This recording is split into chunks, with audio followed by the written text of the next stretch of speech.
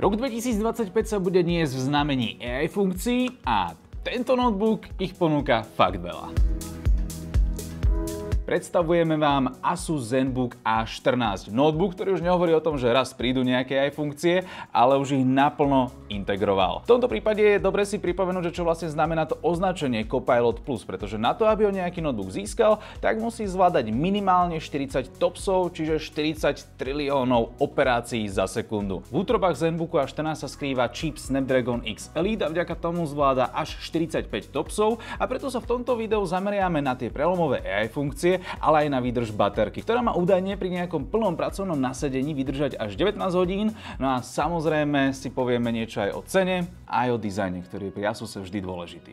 Pri tom každodennom používaní musím povedať, že som veľmi ocenil tú ARMovú architektúru a všetky jej výhody, pretože v momente, ako otvoríte notebook, tak môžete pracovať, nemusíte čakať na to, kým sa načítajú tie aplikácie alebo okna v prehliadači. Jednoducho rovno môžete ísť na to a to AI je tu integrované skutočne v podstate tak seamless, že ani si to neuvedomujete. A najviac som to využíval pri prehliadaní webu, pretože vy tu máte rovno možnosť Copilot tlačidla a v podstate vy si dokážete automaticky zhrnúť text alebo sa ho opýtať na to, že kde bola fotka fotená, alebo či ja nevie poradiť, že kde o tom nájsť informácie. Jednoducho všetky také otázky, ktoré som sa predtým pýtal samého seba v duchu, že kde by som toto mohol urobiť, tak už tu mám presne nejakého toho kopilota v lietadle, ktorý mi dokáže povedať, že vieš čo, choď tam, urob toto, alebo pozeráš sa na toto. Takže pri prehľadaní webu je toto veľmi fajn. Taktiež tie aj funkcie sú zahrnuté aj do napríklad nejakých konferenčných hovorov, pretože je tu aktívne potláčanie hluku a kamera, predstavte si, tak dokáže rozoznať, kedy sa vzdialíte od notebooku a automaticky ho zamkne, čo je do super z pohľadu bezpečnosti.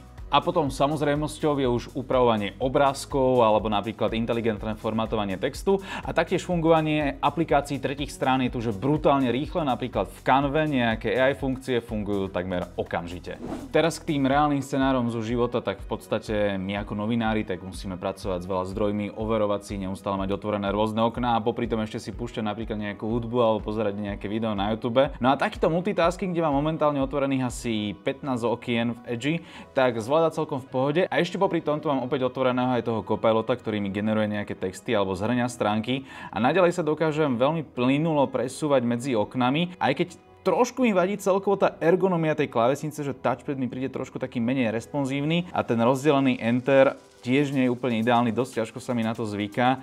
Aktuálne sa hrám teda na študenta architektúry, ktorý si kúpil takýto notebook nižšej triedy a momentálne máme teda pustený benchmark s 3D renderovaním. Ako môžete počuť, tak je tu prítomné aktívne chladenie vetrákmi, ktoré sa teraz dosť natrápi. Je cítiť aj trošku vyššiu teplotu v tej hornej časti, ale na tých kontaktných plochách, keď ho máte položený na stole, tak nie. Keď si ho položím na stenách, že napríklad by som niečo robil vo vlaku alebo v autobuse, tak akože cítite, že je viacej teplý, ale nie je to nepríjemné zatiaľ. Takže uvidíme, že jak to ešte bude pokračovať ďalej. No ale čo sa týka nejakého ďalšieho záťažového skúšania, že otváranie stránok a načítavanie, tak funguje to zatiaľ v pohode, ani sme sa nedostali k nejakému veľkému sekaniu alebo k niečomu podobnému. Normálne si dokážeme otvárať ďalšie a ďalšie videá a taktiež na ďalších taboch fungovať. Skúsim teraz ešte zadať nejakú náročnejšiu úlohu tomu Copilotovi. Vygeneruj mi 500-slovnú básničku na slovo Rewind. OK, funguje stále v pohode.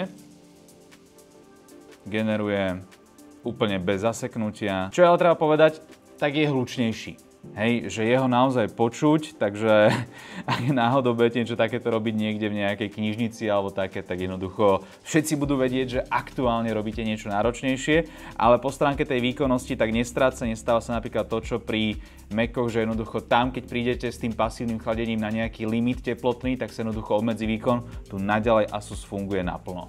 Máme za sebou 40 minút naozaj intenzívnej práce s týmto notebookom, okrem benchmarkov, taktiež aj otvorené všetky možné taby, jednoducho hranie sa s tými AI funkciami. No a je asi na čase si čo to povedať o tej výdrži batérie, pretože Asus udáva, že brutálne optimistické hodnoty, napríklad pri čistom pozeraní videa má tento notebook a jeho 72-hodinová batéria vydržať až 32 hodín a pri nejakej kancelárskej robote udávajú 19 hodín, čo sú že brutálne čísla.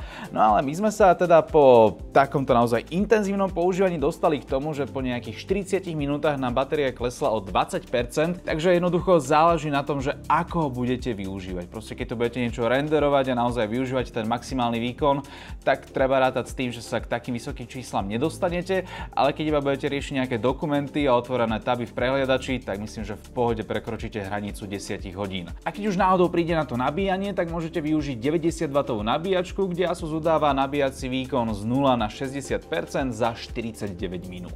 Po tomto všetkom treba povedať, že Asus ZenBook A14 nie je zrovna nejaká továreň na 4K videa, ale väčšinu nielen tej kancelárskej roboty, ale možno aj nejakej takej tej ľahšej grafickej, prípadne nejaké videá na TikTok v CapCute a tieto veci, tak zvládne úplne v pohode. Jednoducho je to taký ten klasický notebook so sebou, ktorý zvláda väčšinu vecí dobre a keď už na ňo vyvalíte príliš veľa, tak sa zapotí a je vám jasné, že už musíte investovať o niečo viacej. Ale stále za cenu okolo 1500 € tu máte 32 GB rámku a terové SSDčko. Potom ešte A14 vychádza aj v takej jednoduchšej verzii, kde máte 16 GB rámku a 512 GB úložisko a tá začína okolo 1000 €. Po dizajnovej stránke treba povedať, že je taký minimalistický, nie sú tu žiadne nejaké veľké dizajnové výstrelky, ale čo chválim, tak neberie na seba až tak veľa otlačkov prstov a hlavne je ľahší ako 1 kg, takže v pohode ho viete takto v inej ruke držať a prípadne na ňom aj niečo pracovať, keď neviem, že kto by takto klikal na notebooku, ale jednoducho fakt je strašne spratný a keď si ho dáte do tašky, tak ho takmer ani nebudete cítiť. Treba pochváliť jeho konektivitu, pretože na tejto strane máme USB-Ačko a na druhej strane máme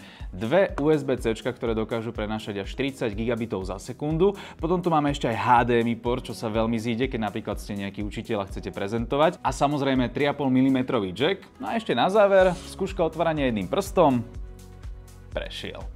Po stretnutí s Asusom ZenBook až teraz musím povedať, že toto bol taký ten moment, že kedy naozaj už asi každý pochopí, že je na čase upgradovať. Pretože tá kombinácia ARMovej architektúry a AI, tak to zásadne mení hru.